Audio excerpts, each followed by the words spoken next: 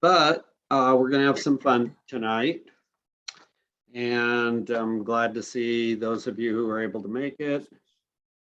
We'll, answer questions and do what we can and talk about how our mind influences our health and have some fun with that. So I hear something in the background, which I just need to mute a little bit. So I'm going to mute everybody for a moment. And I guess we finally got everybody muted, I think. No. Okay, almost everybody muted. And then we will have you, if you have something, just either raise your hand so I can see it, or else you can just unmute yourself and speak up. And then when you get done speaking, try to remember to close your microphone off so that we don't have a lot of extraneous noise in the room. So this weekend was Father's Day, and I was down. My daughter bought a shirt for me for Father's Day, couple shirts actually, and this is one of them that I'm wearing tonight. It says, if you can see that, eat your veggies, and then it's got a couple little, the carrot, the tomato, and I think broccoli meme.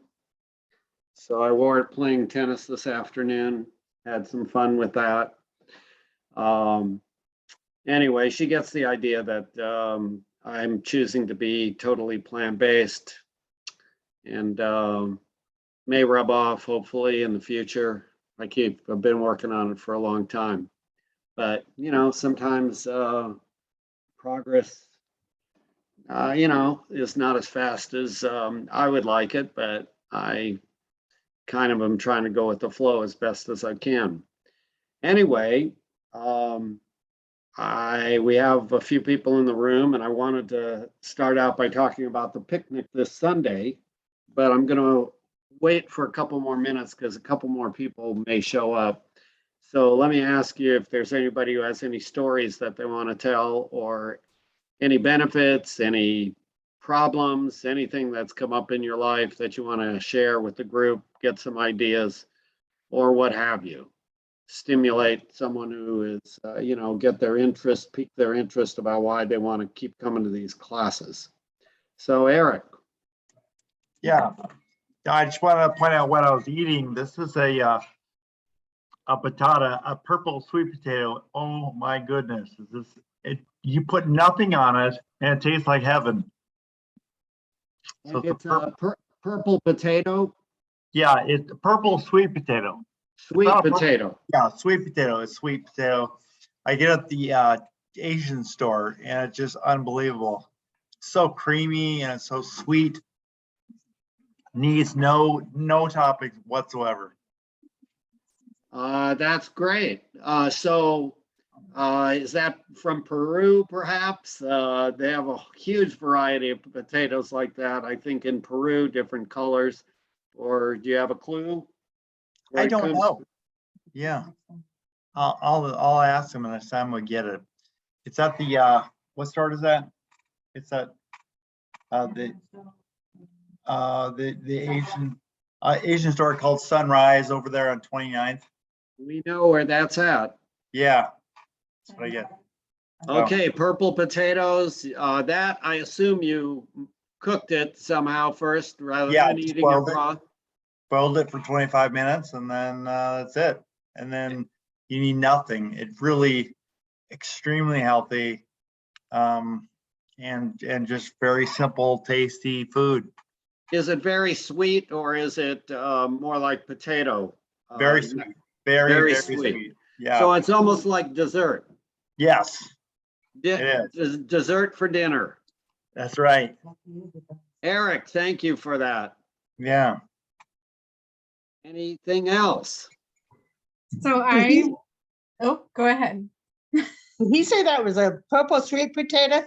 Yeah, it's a purple sweet potato that he got at the Sundance, is it Sundance Market, I think, on 29th Street. Sunrise. Sunrise. Thanks. Oh, okay. Thank you. Give it a try. Boil it, microwave it, try it out.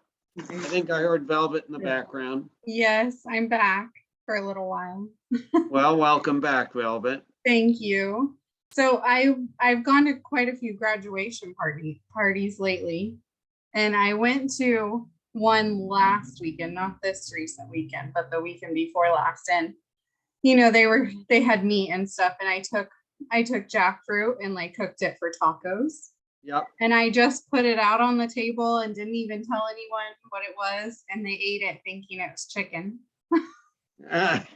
And then they all asked, like, what is this? Because it did, you know, it does taste different, but they all liked it. So I thought that was a win. So I think it's helpful just to not tell anyone and just put it out and let people just try it.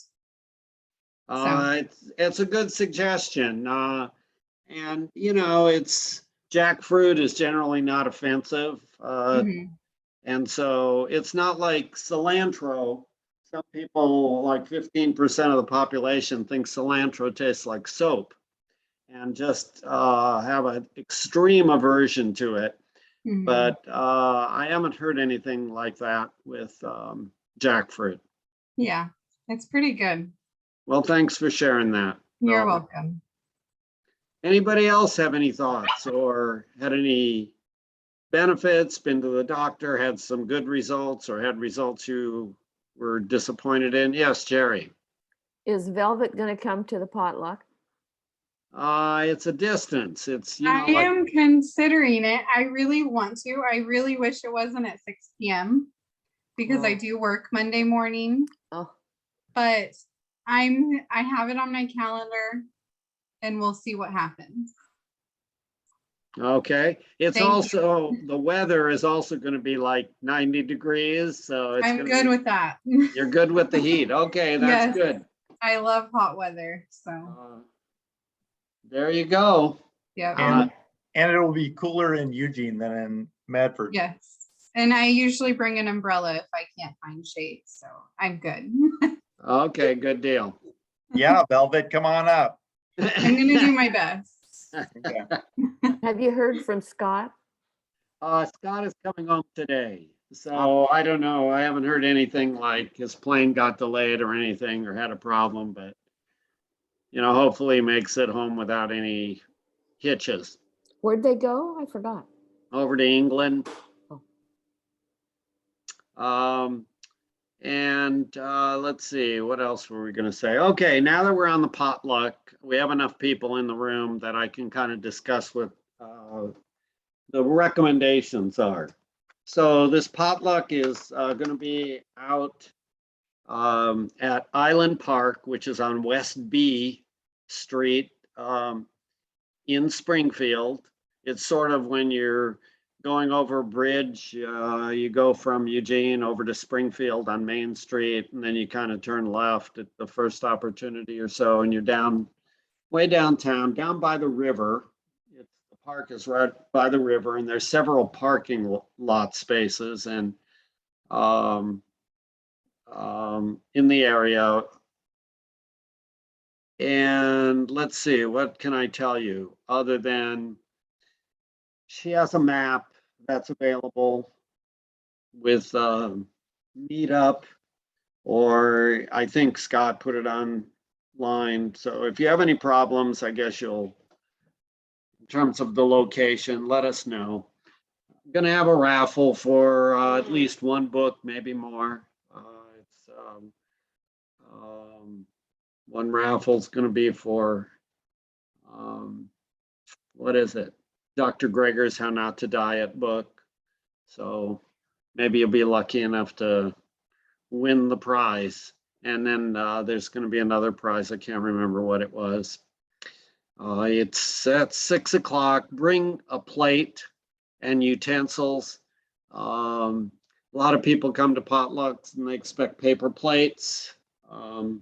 So we encourage, or the organizer is encouraging people to bring a plate with utensil so that we don't have to leave more garbage around our environment.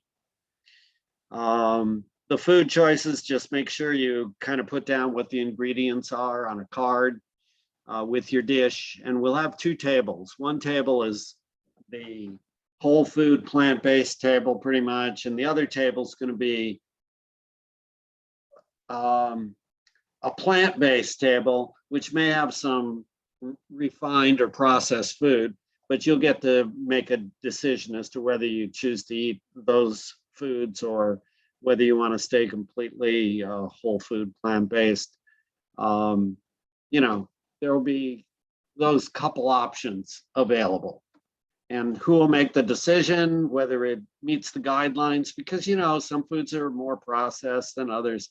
It'll be Scott and me who will be kind of looking over the food choices, and we'll kind of say, yeah, it's okay to put on this table or that, whatever.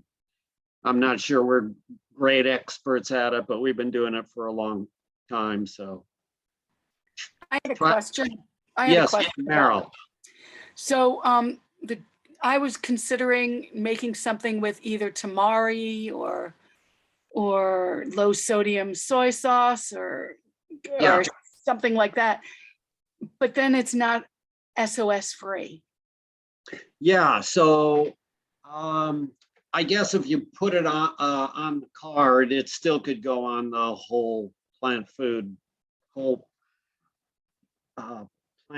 table with we didn't tell people to market SOS free or non-SOS free.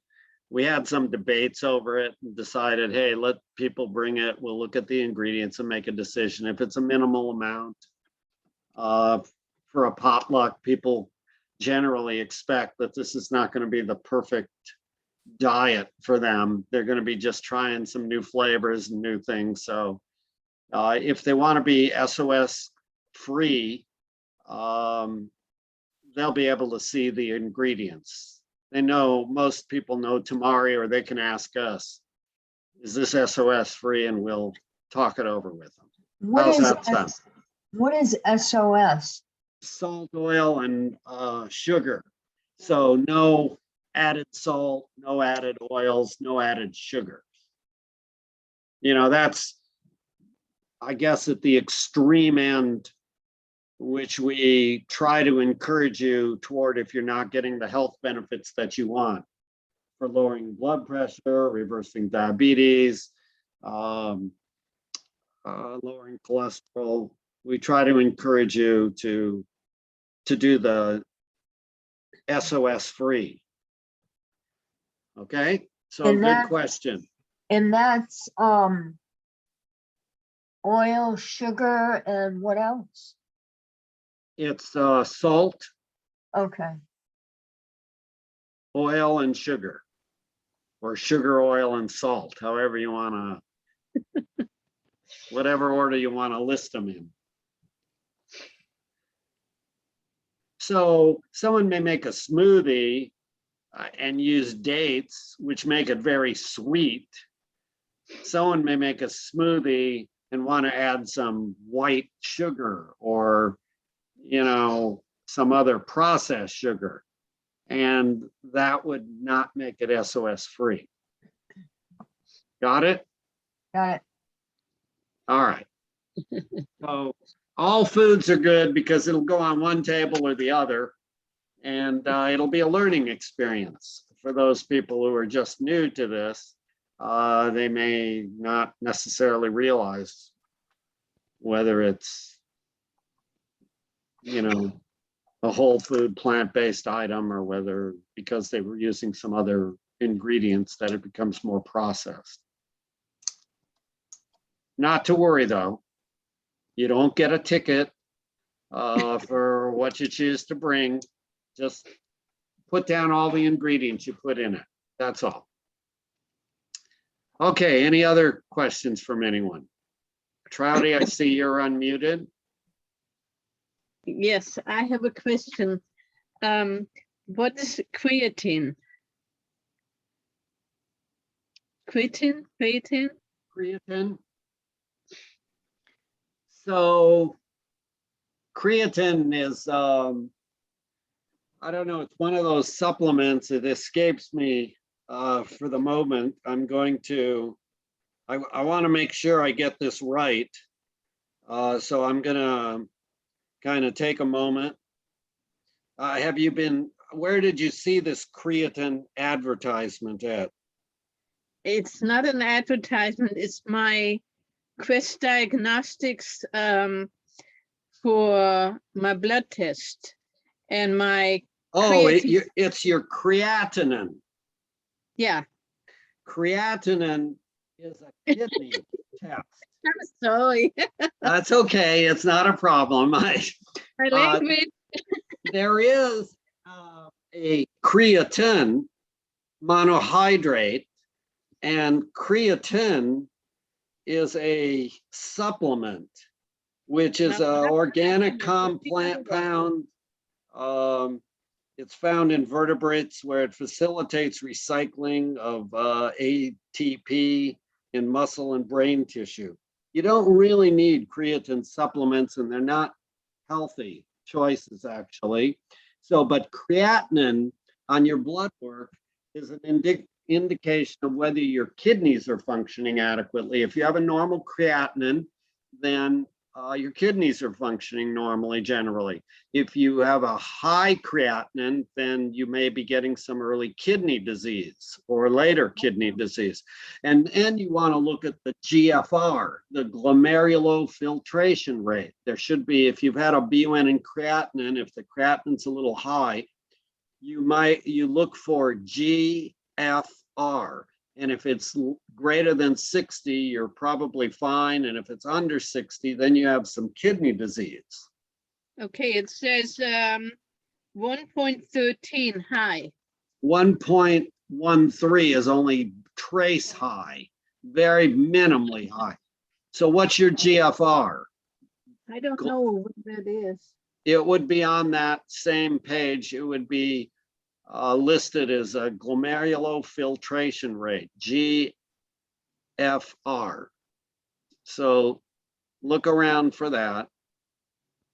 GFR. G like in Gary or great. FR. Okay. I don't see it. Well, if you've got an elevated creatinine, what's the BUN? Is it elevated or is it under 20? It should be just above the creatinine. Wait a minute. It says non-African American 45L, EGFR African American 52L, whatever that is. What is your number? I don't know. Well, That's probably the ones. there should be a number with the GFR for you. We'll take it up at the next session or afterward, after we get done or whatever it is. See if you can find the GFR. Okay. 45L. Is it 45, the number? Yes. Then you have early stage kidney disease. And that means that you want to do a whole food plant-based diet for sure to try to reverse that and get that number above 60. Above. You want the 60. GFR above 60. So low is not good. Okay, I didn't know that. I thought it was Okay. good. That's all the more reason for you to be doing whole plant foods and, Oh. totally. Yeah, And what about, we've had several patients who have gone from 45 or mid 40 range mhm. back to normal when they went completely whole food plant-based. What about nuts? Nuts are okay, but no more than a quarter cup a day, but Yeah, that's what I have from the book. okay, From that's Dr. good. Greger's book. Yeah. It's more related to the kinds of protein. If you're getting animal protein, that's hard on the kidneys. If you're eating plant protein, that's less hard and allows them to recover their function. Well, I usually have plant unless somebody buys me some other stuff and then I use it up and don't buy it anymore. Every time someone buys you food that is poison, it's hurting your body every time. So use it up to save money but it's poison to your body as shown by you're developing some kidney disorder and you don't want that. Okay, what about fish? Fish is animal protein. It's higher in sulfur, amino acids. It's hard on the kidneys. It is not a health friend to you. What if I put, oh, egg in it? Yeah, it's Egg is animal yeah. protein. I mean, I hate to sound like a broken record, which I am, but you're going to hear the same story. If you're going to Yeah. ask me to help you reverse this disease, I'm going to tell you it's poison to your body to be eating Okay. these foods, and it's your choice. I mean, I'm not a policeman. I'm not going to give you a ticket. I'm not going to get mad at you, but I might, I'm going to keep insisting that if you really want to reverse the kidney disease that you've developed on your blood work, and you wouldn't have it on your blood work if you didn't have it in your body, then you want to do something different. Eric looked up the normal GFR levels for different ages and he put it in the chat room. Well, anyway, what about cheese? Is no good either, right? Does that come from an animal or a plant? No, it's come from an animal. Yeah, It's from so milk. The milk is, yeah. you've been to a few of these classes, and what is the story you hear every single I week? know. I know. Have we wavered from that ever? I know. I know. Hey, Okay. Charlie, you said you don't want to give Okay. tickets, but she might deserve a ticket today. Thank I you, have to- Eric. When they Uh, come and get me the groceries, somebody's buying the groceries for me. Well, And sometimes she thinks I need a little protein, and I'm So gonna have maybe- to put my foot down and say no. maybe you could ask her, you may think I need a little protein. Do you think I need dialysis for my kidneys that are failing? Do you want me to have that? Because that's the direction I'm heading. If you keep buying me these foods that are gonna Yeah. injure and damage my kidneys. I Yeah. mean, it's just the way it is. And I Mhm. know that she's living under a lot of myths and doesn't believe that you could be healthy without eating some animal product. But at some point, if you really want to reverse this, you're going to have to take the bull by the horn, so to speak, and Yeah. say, no, I am not doing this to my body. Yeah.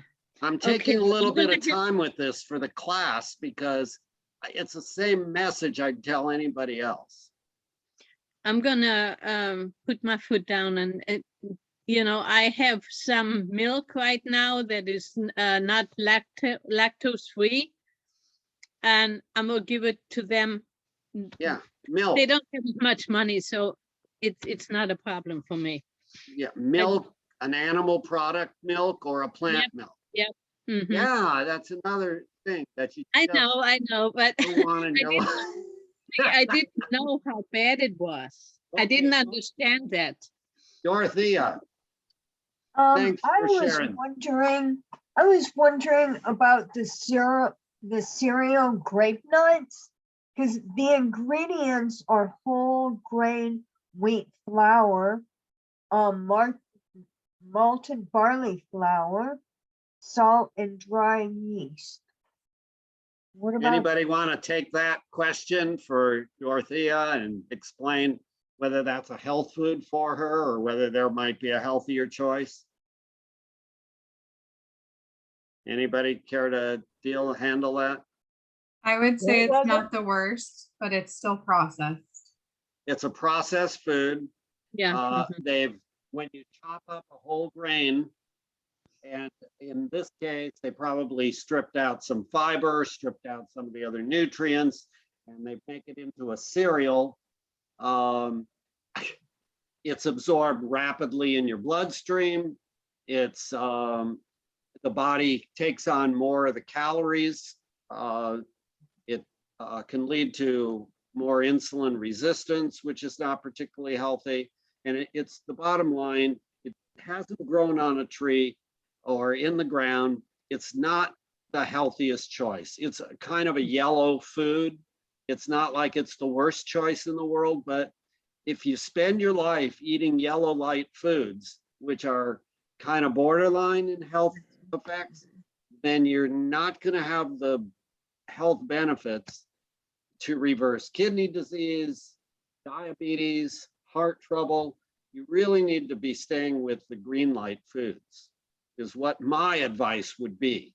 You get to do what you want, and it's sure a lot healthier than bacon and eggs. Yeah, Yeah. but it's not what I would recommend as a healthy food. Oatmeal would be fine. Groats or steel cut oats or kamut or quinoa, any of those cereals would be much healthier choices. Thank you. Good question, though. Charlie, can Anybody I else? say something? Yep. Yeah, go ahead, Kim. I'm broken record too, but I make Dr. Greger's Broll all the time, and it's a fabulous substitute. And I just found oat groats. They're hard to find, but I just found some at Sprouts. So I put in everything, all the stuff that I can, and it's fabulous. And I use it instead of rice. I use it instead of pasta. It's just, and it's nutty, and it's, you know, I don't put any salt, just water. And it's like a supercharged oatmeal. So I really recommend it. And there's no real recipe. I just put half a cup of all these whole grains and then a cup of groats. And I put it in my slow cooker for 2.5 hours. And I put enough water. I don't even measure. I just know now. And I have it for a week and a half or 2 weeks, and I do it again. And it's just the best thing to have on hand. Kim is the poster child for Dr. Greger's Broll. She's brought it up over and over again, and I encourage you to do it. Christine has gone to doing this. We have oat groats. We have, I think she does kamut with it. She's put in some barley.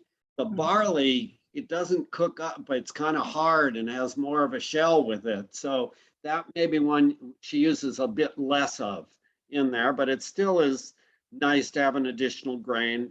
She uses some millet, and I can't think of what else she uses. But Quinoa, quinoa, I don't think she has, but I'll recommend that. sorghum, Okay, sorghum, millet, barley, buckwheat, buckwheat is a and then lentil, any kind of lentil. yeah. Okay, that's great. Thank you for your input. There's an iPhone who wants to talk. Ken, I've been reading that sorghum is an up and coming popular food. It's been around my entire life. I think it might also be millet. Somebody mentioned millet, right? yeah, so sorghum is bigger than millet, and I like it better actually, and teff is another one. Yeah, so sorghum is also a good choice. Thanks for mentioning that. So many different whole grains that are healthy. I sure like oat groats, and I didn't have any trouble finding them. But I may not have been able to find them at Market of Choice last time, but some stores have them for sure. Okay. Winco would have them, but they're probably not guaranteed GMO free. All right. So thank you for that, Ken. Anybody else before I get started with how our mind determine our health? All right, we've had some fun here. I'm gonna go ahead and mute everybody then. And so I'm Charlie, yeah, go ahead, Jerry. I just wanted to know what about that creatine number that you mentioned that we were talking about earlier? Yep. 82. Creatinine. Mine is 82. 82 Yes, is mine is great. 82. 82 is great. You have good kidney function, no worries. Anything above 60 should be And on fine. that, GFR, Yep, there's a little pointed thing, arrow, and it says 60. well, anything above 60, if you have above 60 or above, you're okay. It should say GFR and a number with it. No, mine doesn't either. Mm-mm. It gives you the reference range in units, Yep, and then it gives me, and it's been the same, Charlie, since 20, 21, and 22 on the physicals. yep. It's always that little arrow thing and 60. That's the a arrow less, pointing that's a towards- less than symbol. Well, Or is the the greater arrow than. pointing towards It's the the greater number or than. away from the number? What's It's that? greater than 60 because GFR is reported as greater than 60 or an actual number. So Jerry, I think you see the greater than 60 and you're fine. It often doesn't give a specific number. It just says greater than 60. Thank you.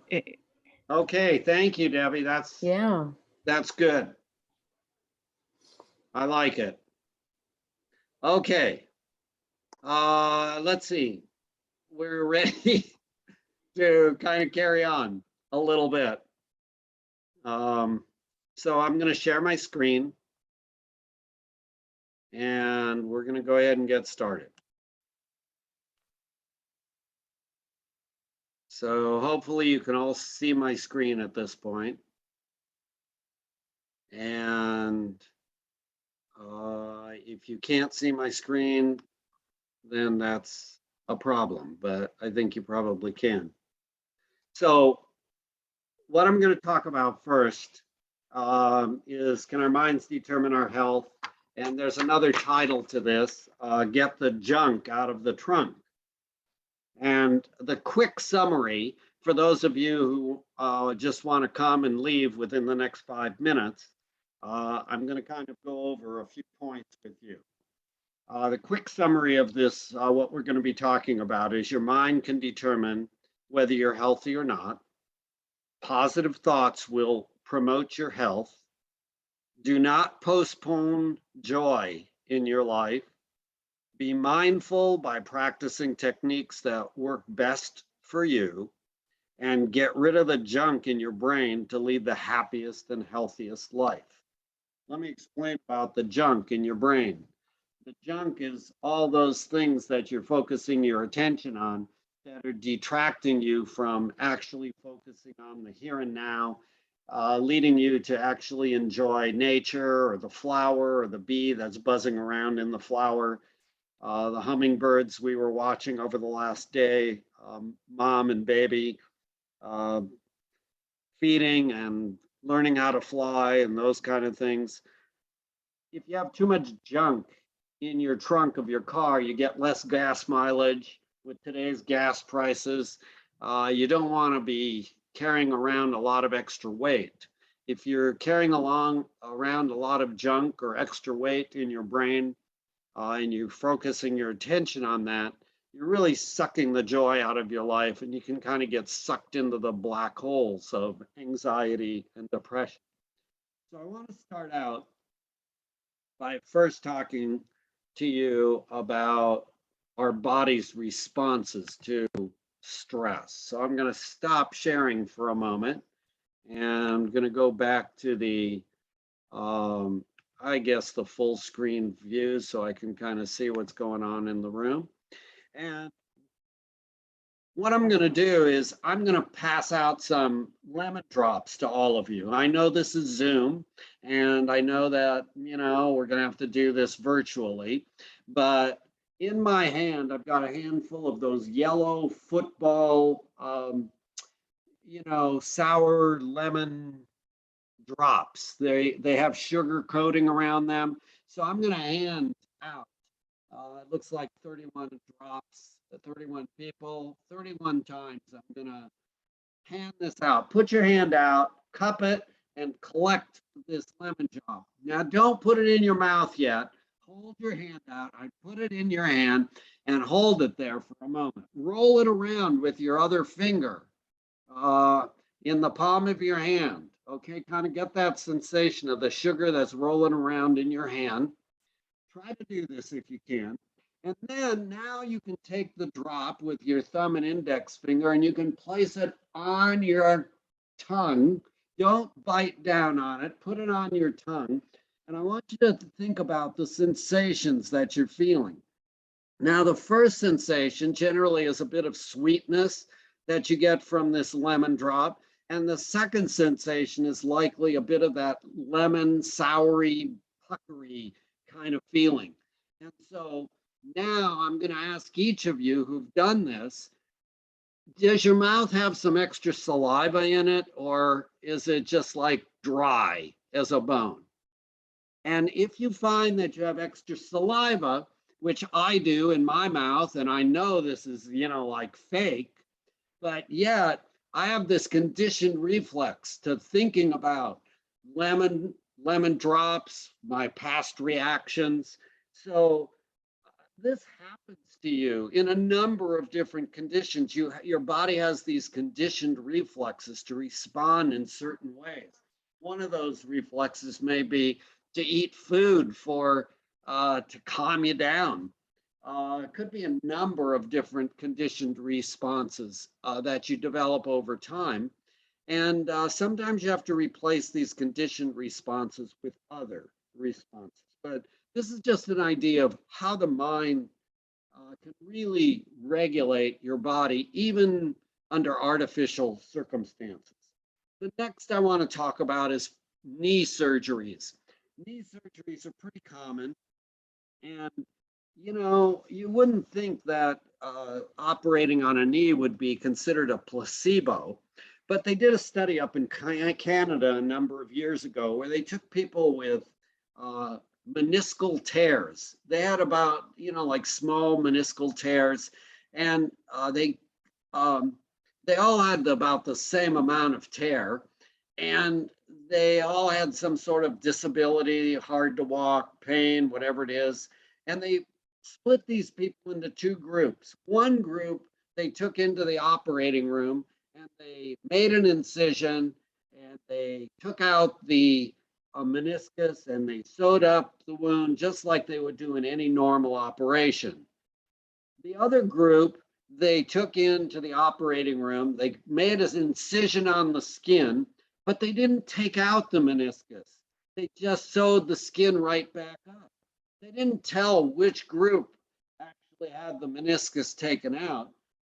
So none of the participants actually knew for sure. And then they compared the disability at the end of a year and the pain levels. And what were the findings? The findings were there was no difference whatsoever.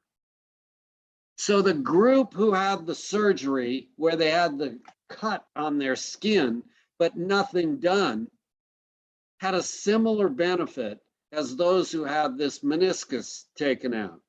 So that's in the realm of, if your mind believes it's going to help you, it may help you get over pain or other problems in your life. That's a pretty powerful placebo where your mind is controlling your pain, but this is over and over. There's a lot of documentation in the world literature that this can happen. So even for those of you who are in chronic pain and feel like this is hardly worth going on another year, there are things that you can do, not just placebo therapies, but meditation and other kinds of things that can actually alter your ability to cope with this pain, to reduce the pain, and to get on with a happier and healthier life. To give you an example of the mind over matter, I had a patient, she was in Roseburg. When I lived down there, she was telling me she has trouble walking and can't go up and down stairs. But she relayed this story to me.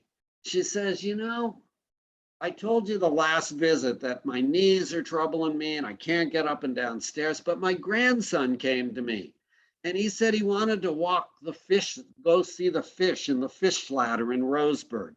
And for those of you who don't know what it is, you walk down about 100 steps and then you can see along the river, they have glass and you can see the fish that swim by. And it's quite exciting, particularly for little kids. And even when I went, I was excited by it. But it was 100 steps down and 100 steps up.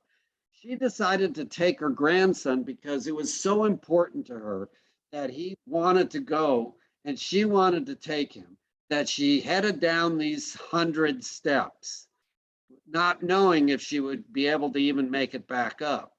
Was she able to make it back up? Obviously she was. She came and saw me a week later and told me this episode of how she was able to, you know, overcome her inability to walk normally because this was something she really desired to do. And the last episode or thing I want to talk to you about is how your mind influences your healing process. So this was another study in which they took a group of couples. It was the same group of couples. I don't remember how many couples there were, but for the first part of the experiment, they took these couples and they said, okay, we're gonna have a session with you that lasts about a half an hour. And during that session, you're gonna talk about what brought you together, the joy you had when you first met, the fun things you did.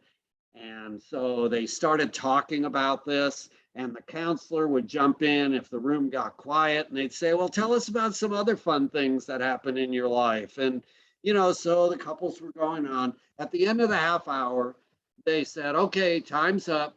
And they took a punch and punched out an area on the skin on their trunk. They just took like a piece of skin out, and they followed the person along to see how long it took for that to heal up. That was the first experiment. They took these same couples and they put them with the same psychologist, who the second session went like this.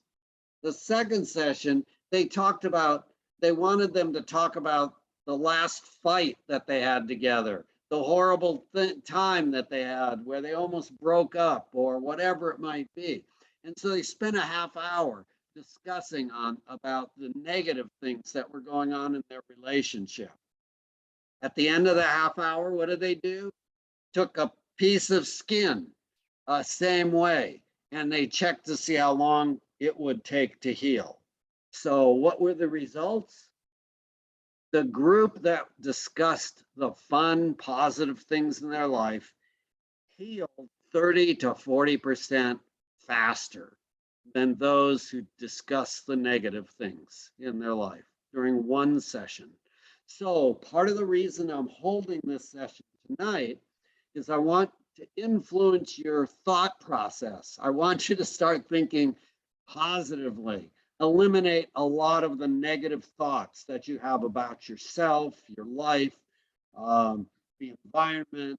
You know, I'm not saying you should say, I'm not going to do anything about global warming, but what I am saying is you want to really focus your attention on the positive things that will bring you joy and that you can actually do something about.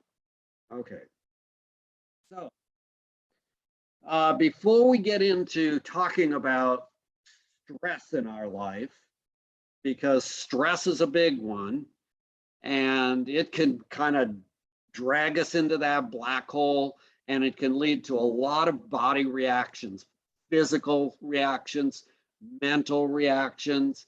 We'll go over some of those in a bit, but before we do that, I want to give you a little exercise that I learned, and I want to make sure you're all comfortable with this. So I was listening on the radio to a tape while I was driving to work many years ago, and they discussed about taking a deep breath or several deep breaths.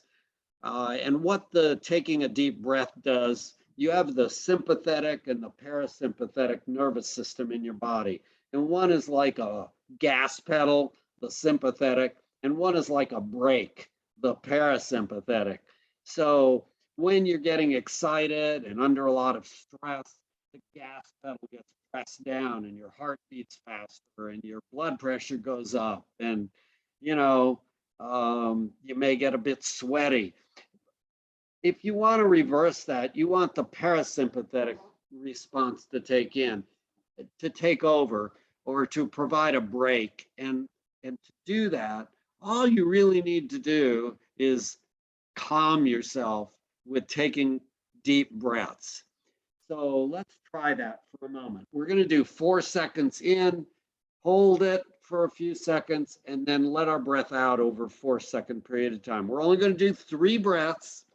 This will only take a minute, not very long. So let's start with the first breath. Let's take a breath in. 4 seconds, hold it. Now let it out. Take another breath in. Hold it. Let it out. Last breath in. Hold it. Let it out. And let your shoulders just drop. So I practiced that a few times, and I encourage you to practice that. I did feel less stressful. And I learned to actually train myself that when it was a busy day in the office and I was behind on my scheduling and my dictation, and dinner was ready at home, and I had one more patient to see, and I needed to focus my full attention on the patient rather than being all stressed out.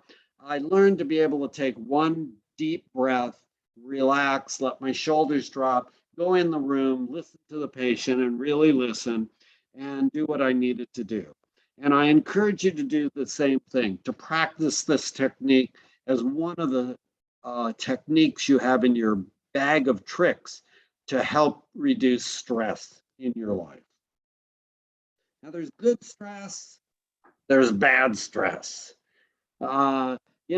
Good stress is stress that you feel you can cope with. And if you have so many things that are overwhelming you and you feel you cannot get to all the items on the list, then it becomes overwhelming and it becomes what I guess you would call bad stress. And so what do we need to do about this? The bad stress or the good stress? Let's look at it another way. Each of us has like a boat. We're like a boat. And if we have a canoe, we can't take on as much stress as someone who has a boat that's like an ocean liner. Some people are able to tolerate a lot of stress in their life. And so if you have a boat for your stress level or a little canoe, then you want to do what you can to reduce the various stresses in your life. There is an interesting study that's out, and it's on a video about how, which I learned a lot from and which I want to play for you because it changed my life. It changed my thoughts about stress. I used to worry, oh, I'm under a lot of stress. That's going to kill me. Well, my thought process needed to change. And this next video helped change my thought process. So I'm going to go ahead and play that for you. And then when we get done playing it, we'll have a little discussion and carry on from there. So tell me if you can't see the video or if there's that black thing that's blocking it. Let's see, why is this not playing? I have that, and I have this, and so I need to go somewhere else. But first I need to have someone mute. Make sure you're all muted because there's a lot of sound in the background. And so I guess I'm gonna have to stop the sharing.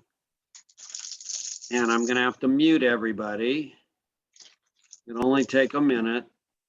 I'll mute everyone because not everyone realizes. Okay, we got rid of the noise.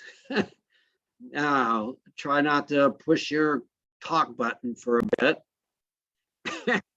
And I'm gonna play this video. It's by Kelly McGonigal. It's really an important one. How to make stress your friend.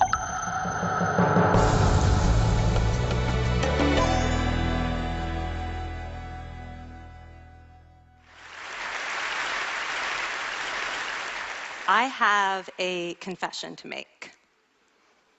But first, I want you to make a little confession to me. In the past year, I want you to just raise your hand if you've experienced relatively little stress. Anyone? How about a moderate amount of stress? Who's experienced a lot of stress? Yeah, me too. But that is not my confession. My confession is this: I am a health psychologist, and my mission is to help people be happier and healthier. But I fear that something I've been teaching for the last 10 years is doing more harm than good, and it has to do with stress. For years, I've been telling people stress makes you sick. It increases the risk of everything from the common cold to cardiovascular disease. Basically, I've turned stress into the enemy. But I've changed my mind about stress. And today, I want to change yours. Let me start with the study that made me rethink my whole approach to stress. This study tracked 30,000 adults in the United States for 8 years. And they started by asking people, how much stress have you experienced in the last year? They also asked, do you believe that stress is harmful for your health? And then they used public death records to find out who died. Okay, some bad news first. People who experienced a lot of stress in the previous year had a 43% increased risk of dying. But that was only true for the people who also believed that stress is harmful for your health. People who experienced a lot of stress but did not view stress as harmful were no more likely to die. In fact, they had the lowest risk of dying of anyone in the study, including people who had relatively little stress. Now, the researchers estimated that over the 8 years they were tracking deaths, 182,000 Americans died prematurely, not from stress, but from the belief that stress is bad for you. That is over 20,000 deaths a year. Now, if that estimate is correct, that would make believing stress is bad for you the 15th largest cause of death in the United States last year, killing more people than skin cancer, HIV, AIDS, and homicide. You can see why this study freaked me out. Here I've been spending so much energy telling people stress is bad for your health. So this study got me wondering, can changing how you think about stress make you healthier? And here the science says yes. When you change your mind about stress, you can change your body's response to stress. Now, to explain how this works, I want you all to pretend that you are participants in a study designed to stress you out. It's called the social stress test. You come into the laboratory and you're told you have to give a 5-minute impromptu speech on your personal weaknesses to a panel of expert evaluators sitting right in front of you. And to make sure you feel the pressure, there are bright lights and a camera in your face, kind of like this. And the evaluators have been trained to give you discouraging nonverbal feedback, like this.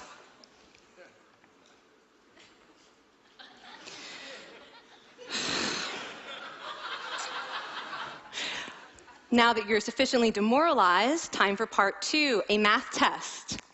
And unbeknownst to you, the experimenter has been trained to harass you during it. Now, we're going to all do this together. It's going to be fun. For me. Okay. I want you all to count backwards from 996 in increments of 7. You're going to do this out loud as fast as you can, starting with 996. Go. Go faster. Faster, please. You're going too slow. Stop, stop, stop, stop. That guy made a mistake. We're going to have to start all over again. You're not very good at this, are you? Okay, so you get the idea. Now, if you were actually in this study, you'd probably be a little stressed out. Your heart might be pounding, you might be breathing faster, maybe breaking out into a sweat. And normally, we interpret these physical changes as anxiety or signs that we aren't coping very well with the pressure. But what if you viewed them instead as signs that your body was energized, was preparing you to meet this challenge? Now, that is exactly what participants were told in a study conducted at Harvard University. Before they went through the social stress test, they were taught to rethink their stress response as helpful. That pounding heart is preparing you for action. If you're breathing faster, it's no problem. It's getting more oxygen to your brain. And participants who learned to view the stress response as helpful for their performance, well, they were less stressed out, less anxious, more confident. But the most fascinating finding to me was how their physical stress response changed. Now, in a typical stress response, your heart rate goes up and your blood vessels constrict like this. And this is one of the reasons that chronic stress is sometimes associated with cardiovascular disease. It's not really healthy to be in this state all the time. But in the study, when participants viewed their stress response as helpful, their blood vessels stayed relaxed like this. Their heart was still pounding, but this is a much healthier cardiovascular profile. It actually looks a lot like what happens in moments of joy and courage. Over a lifetime of stressful experiences, this one biological change could be the difference between a stress-induced heart attack at age 50 and living well into your 90s. And this is really what the new science of stress reveals, that how you think about stress matters. So my goal as a health psychologist has changed. I no longer want to get rid of your stress. I want to make you better at stress. And we just did a little intervention. If you raised your hand and said you'd had a lot of stress in the last year, we could have saved your life. Because hopefully the next time your heart is pounding from stress, you're going to remember this talk, and you're going to think to yourself, this is my body helping me rise to this challenge. And when you view stress in that way, your body believes you, and your stress response becomes healthier. Now, I said I have over a decade of demonizing stress to redeem myself from. So we are going to do one more intervention. I want to tell you about one of the most underappreciated aspects of the stress response. And the idea is this: stress makes you social. To understand this side of stress, we need to talk about a hormone, oxytocin. And I know oxytocin has already gotten as much hype as a hormone can get. It even has its own cute nickname, the cuddle hormone, because it's released when you hug someone. But this is a very small part of what oxytocin is involved in. Oxytocin is a neurohormone. It fine-tunes your brain's social instincts. It primes you to do things that strengthen close relationships. Oxytocin makes you crave physical contact with your friends and family. It enhances your empathy. It even makes you more willing to help and support the people you care about. Some people have even suggested we should snort oxytocin to become more compassionate and caring. But here's what most people don't understand about oxytocin. It's a stress hormone. Your pituitary gland pumps this stuff out as part of the stress response. It's as much a part of your stress response as the adrenaline that makes your heart pound. And when oxytocin is released in the stress response, it is motivating you to seek support. Your biological stress response is nudging you to tell someone how you feel instead of bottling it up. Your stress response wants to make sure you notice when someone else in your life is struggling so that you can support each other. When life is difficult, your stress response wants you to be surrounded by people who care about you.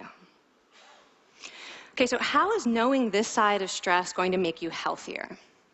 Well, oxytocin doesn't only act on your brain, it also acts on your body. And one of its main roles in your body is to protect your cardiovascular system from the effects of stress. It's a natural anti-inflammatory. It also helps your blood vessels stay relaxed during stress. But my favorite effect on the body is actually on the heart. Your heart has receptors for this hormone. And oxytocin helps heart cells regenerate and heal from any stress-induced damage. This stress hormone strengthens your heart. And the cool thing is that all of these physical benefits of oxytocin are enhanced by social contact and social support. So when you reach out to others under stress, either to seek support or to help someone else, you release more of this hormone, your stress response becomes healthier, and you actually recover faster from stress. I find this amazing that your stress response has a built-in mechanism for stress resilience. And that mechanism is human connection. I want to finish by telling you about one more study. And listen up, because this study could also save a life. This study tracked about 1,000 adults in the United States, and they ranged in age from 34 to 93. And they started the study by asking, how much stress have you experienced in the last year? They also asked, how much time have you spent helping out friends, neighbors, people in your community? And then they used public records for the next 5 years to find out who died. Okay, so the bad news first. For every major stressful life experience, like financial difficulties or family crisis, that increased the risk of dying by 30%. But, and I hope you are expecting a but by now, but that wasn't true for everyone.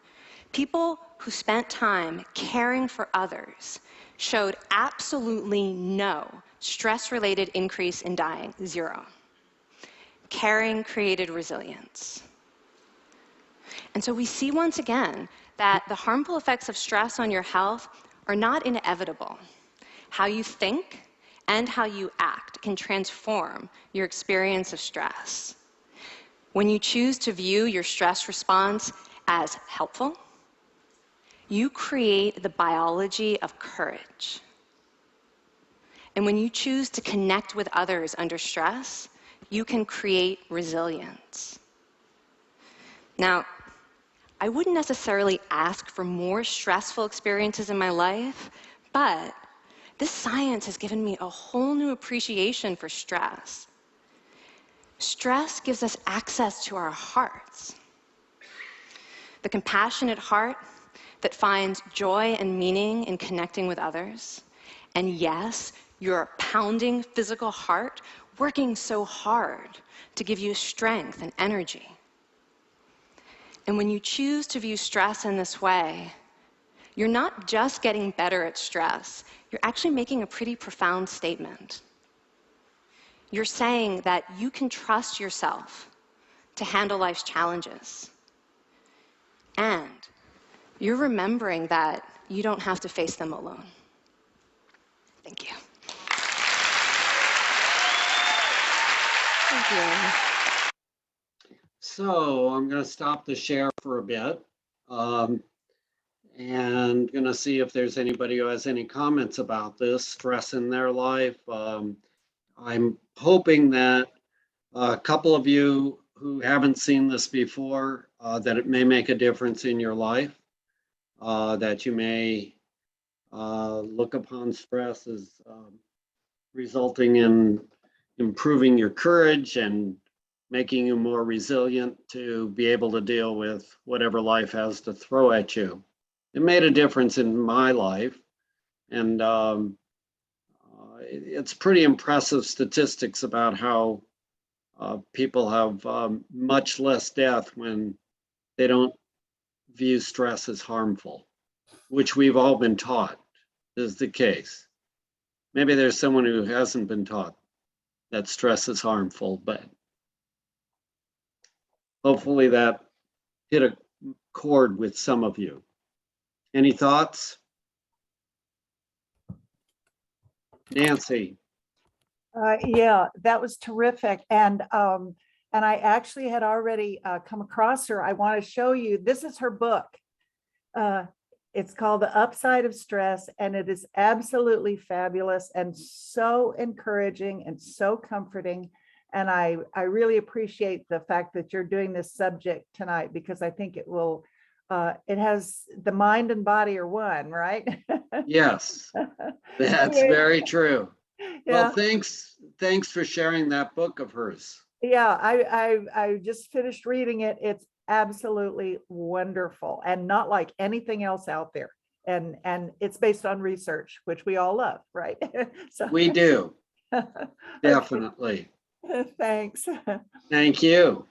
Anybody else have anything they care to share? If not, I'm going to go to the website and I want to share some of the other resources that we have. I told Scott I would do that. And so I'm going to see if I can get there.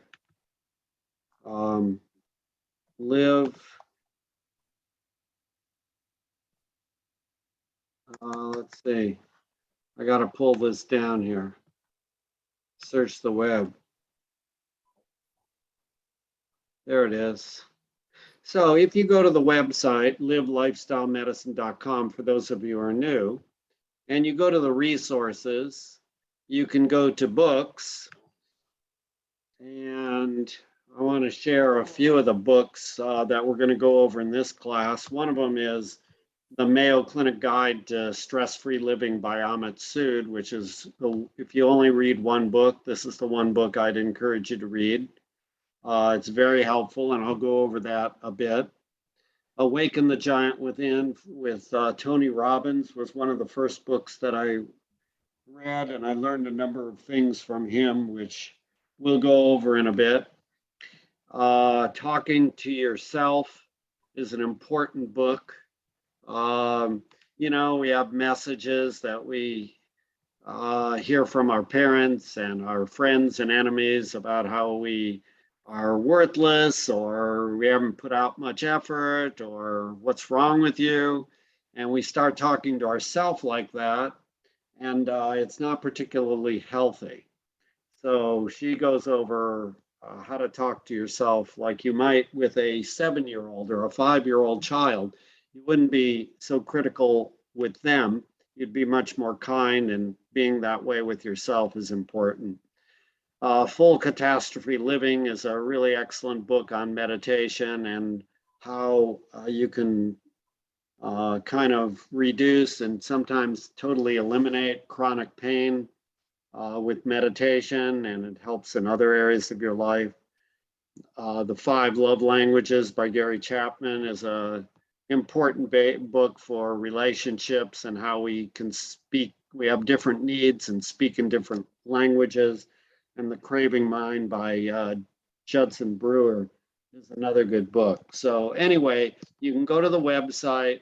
You can get some of these resources on how your mind influences your health under the book section. And if you want to go to the class archives, you can kind of pick out the year that you're interested in, go to the month, and you can find a lecture that you find interesting and spend time with that. It's all free. Okay, I'm done with that. I want to go to the next PowerPoint. And I'm going to try to run through this real quickly. Why didn't that come up for me? Let's try this again. I'll get there eventually. I hope. I guess I got to start over from the beginning, take this out of the way. And let's see, I'm going to this. And we're going to go to the slideshow from the beginning. Okay, so the let's see if I can get this out of the way here. Most common mind and health, most common mental health disorders in the United States are anxiety and depression. What people would tell me in my practice, and even now when I go to volunteer, it's, you know, they may say something like, I'm going out of my mind. I'm always tired and without energy. I can't seem to get motivated to do what I want, or I'm depressed or anxious. And this is what people tell me. And I need to figure out how to help them through this. And so I understand that there are a number of people who are just not alone. 1 in 5 people in the United States experience some sort of mental illness, could be anxiety, depression. There can be more serious ones, although these could be serious, depression and anxiety on their own, but the ones that are maybe a little harder to treat are borderline personality disorder, bipolar, schizophrenia. They're not as common, but 1 in 25 US adults experience serious mental illness, and the youth, 17% of our youth from 6 to 17 years of age experience a mental health disorder. It's very prevalent. So we talked a little bit about stress, and it's sort of like thinking about one person's stress may be a challenge to another. And again, how you perceive that stress is really important. We are all prone to having stress, even the superheroes among us. And we're going to briefly review the signs of stress. So it can show up in changes in your body function and physical health, changes in emotions and feelings, changes in your behavior, or changes in your thoughts. So you can have agitation, hopelessness, self-neglect, personality change, withdrawal. Lots of things can occur when stress becomes overwhelming and you view it as being detrimental. So what are the effects on physical health? You can get this fight or flight response with dry mouth, a pounding heart, difficulty breathing, stomach upset, headache, frequent urination, sweating palms, tight muscles that may cause pain and trembling. Most of us have had twitching of our eyelids or eyebrows, which kind of are disturbing but related to stress, backache, fatigue, dizziness. I must tell you, chest pain, headache, belly aches. There are so many things that have come out in stress. Working in the emergency department, I would say 80% of the people who come into the emergency department have some stress-related physical issue that we could address should we choose to. That's the physical aspects of stress that can happen. Emotions can be affected, emotions and feelings like you feel more tension and irritable, anger, sadness, worry, feeling excessively tired. We've kind of all had these at one time or another. Most of the time it goes away. It can affect our behavior. We can sleep either too much or too little. We can eat too much or too little. Sex, same way, too much or too little. Drinking alcohol, using drugs. Lots of things can be affected in terms of our behavior when it comes to how we react to the stress in our life. and changes in how you think. You could become one who thinks that this is helpless or hopeless, there's nothing I can do. That's a little harder to get past, but if you recognize it, you can work on techniques to get through it, improve your memory, could be harder to concentrate, that sort of thing. So how you think about stress, just learn, can bring you more courage and resilience if you think it's helpful for you. Mark Twain talked about how he suffered horrible events, many of which never occurred. So I know when I went to medical school, I thought I had heart trouble. I thought I had cancer when I had lumps in my legs. I had every illness known to mankind as I was going through medical school, and I've since calmed down. It's taken me a while to stop worrying about what I have. So what can you do about stress? You can think about it in a different way, which I hope the video addressed. And you can use the following to help you focus on the joy in your life instead of focusing on the things that might be or could have been. You want to be living in the here and now. So your diet is important. More fruits and veggies is an important concept. Getting enough sleep is important. Exercising on a regular basis, and that can be just walking, or it could be any fun activity that you like, but move more, sit less, and it'll improve your life. There's things like meditation and mind calming, which if we can have time next week, we're going to be talking about this some more. And expressing your feelings either through counseling, maybe keeping a journal, laughing, crying, expressing your anger, and writing can be a real effective way to reduce your stress level. So all of us are a little different. Some of us are more comfortable with one thing or another. But okay, so I don't know how it got unmuted in the back, but maybe you can mute your thing, or I can kind of stop. I'm almost done. Okay, so I'm gonna have to stop for just a moment, and I'm gonna mute everybody, and that will make it easy. Okay, and then I'll go back. It's not so terrible. All right. Now, body-centered relaxation like biofeedback and muscle relaxation or aromatherapy are some techniques that people use to reduce stress in their life. And we talked about the deep breathing, and there are several other things what we can do to relieve our stress, which we'll talk about in a bit. I went over these things. I do want to play one more video with you, which is going to drive home the point about why zebras don't get ulcers. So I don't know how many of you know why zebras don't get ulcers, but we're going to find out here momentarily as soon as I get onto the right part of my computer here.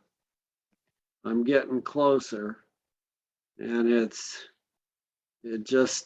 I got to go to the talks and the mind and the health. And here's why zebras don't get ulcers.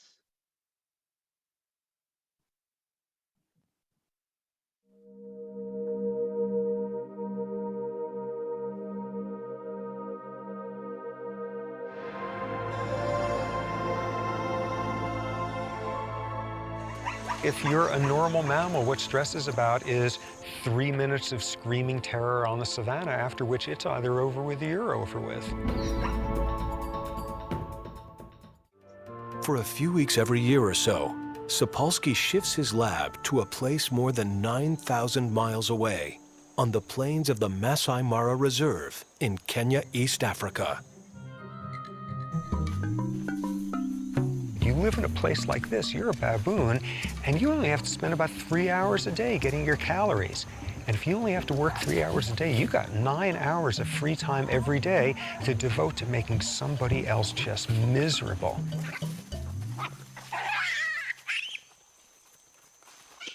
They're not being stressed by lions chasing them all the time. They're being stressed by each other. They're being stressed by social and psychological tumult invented by their own species. They're a perfect model for westernized stress-related disease. Because what stress is about is somebody is very intent on eating you, or you are very intent on eating somebody, and there's an immediate crisis going on. When you run for your life, basics are all that matter.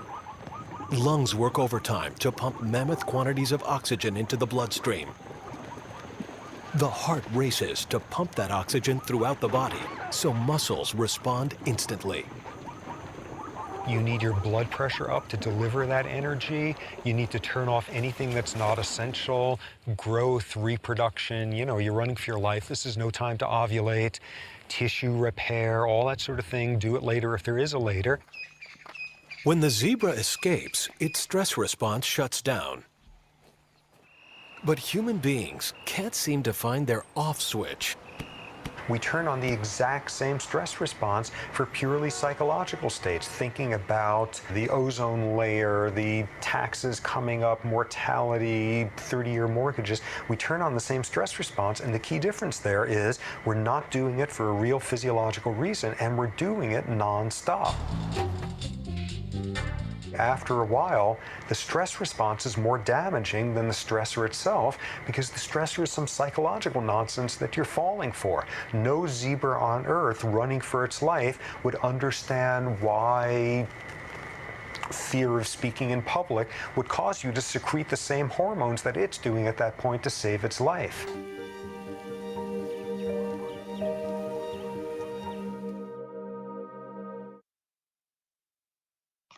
Okay, so we're gonna stop there and we're gonna talk a little bit about stress, because you've heard a couple different messages now. You've heard the message that stress doesn't have to kill you if you think about it in the right way. And then you just heard this message about how we keep ourselves under chronic stress. Why do we do that? It's our thought process. Why do we get under stress?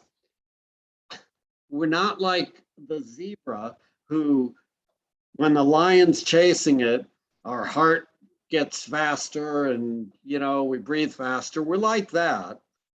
But we carry it on, not from those life and death situations, but we carry it on into our everyday life about the taxes we owe, or the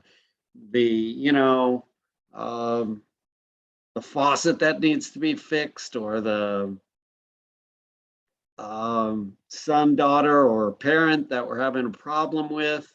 And we ruminate about that. We spend a lot of time thinking about how are we going to fix this situation.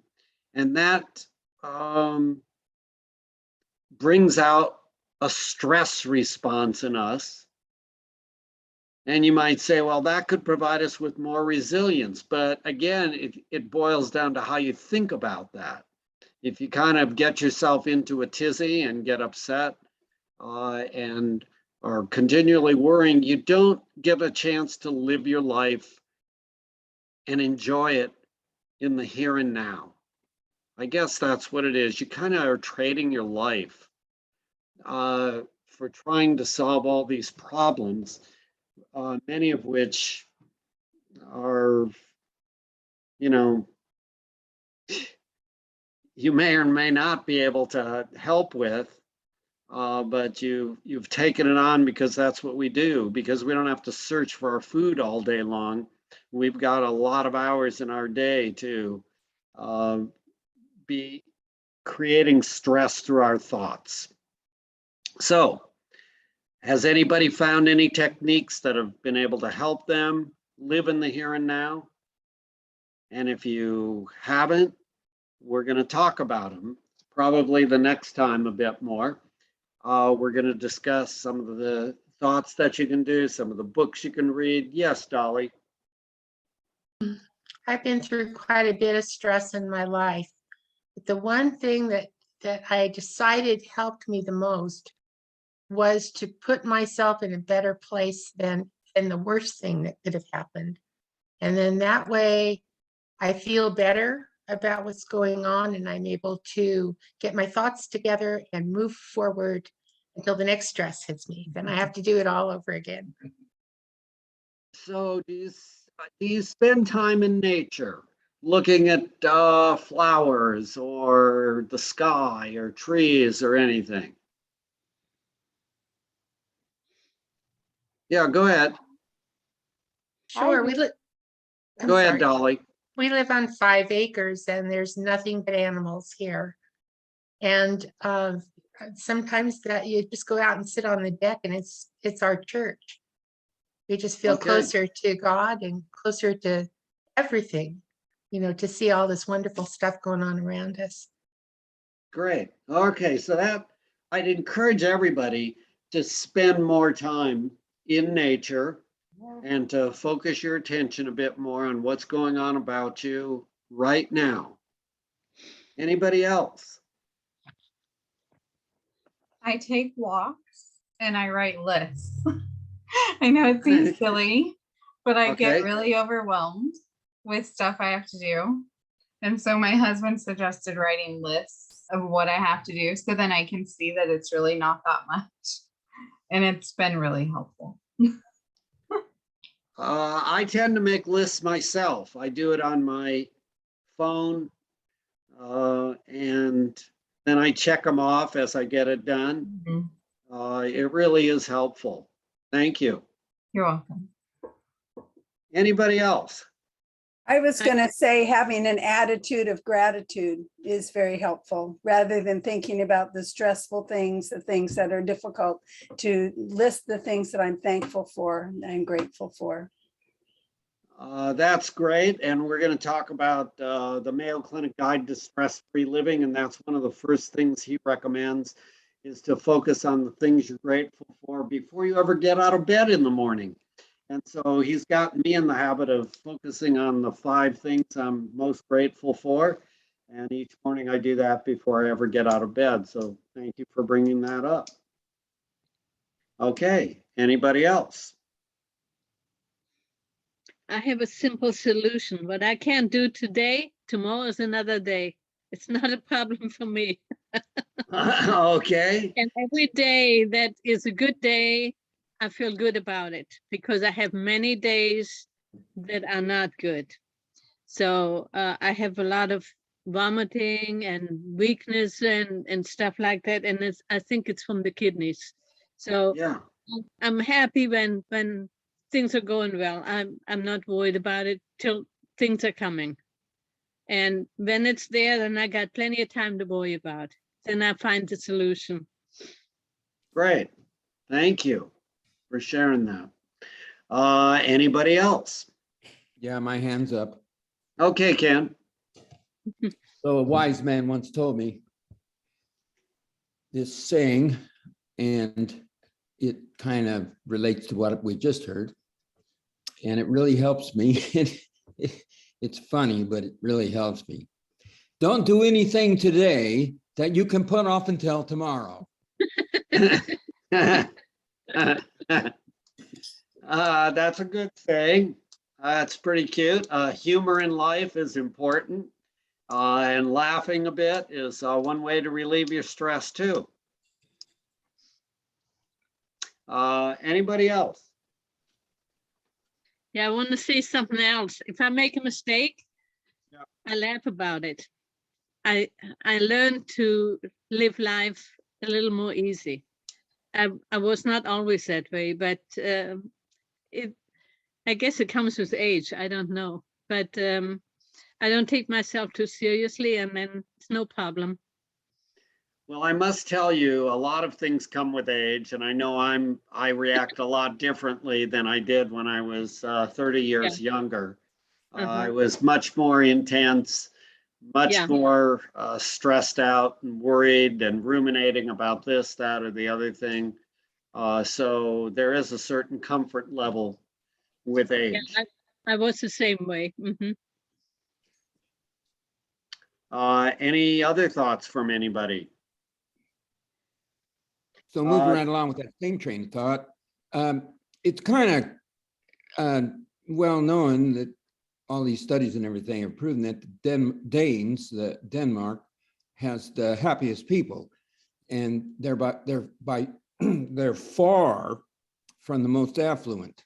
But that's a really key for the Danes is be happy with what you have, and you know they're here in America. Man, it's just so hard not to get so focused on money. And, you know, in Denmark, they pay like 28% taxes, but they got a lot of things taken care of for them as a result. So they have more modest homes and just a lot less stress. Just wanted to throw some accolades out to the Danes. The Danes I meet in my travels reflect what I just said. I think that's a good observation, and I've read the same, and it seems like, you know, at some point in time, especially the older that we get, it's more how we, the security we have in our life, how we treat each other's, the camaraderie we have, the friends we have, are really more important than the dollar sign. But we kind of grow up in our country here with chasing the dollar quite a bit. And it's hard to break that habit. But it's a good thought. Anybody else? We've gone over a lot of things. I have a lot more that I want to share with you in terms of continuing on with how we set ourselves up for chronic stress, and talk a little bit about meditation, talking about a little bit about how our mind wanders, and how it functions. I'm going to save that for next week, along with some food choices that may bring us better health, better happiness. So we've got more to do in one more session. So I want to kind of, before we end, make sure that there aren't any questions on food or anything else on any topic, and anyone has a question or two that you want me to address before we sign off for tonight.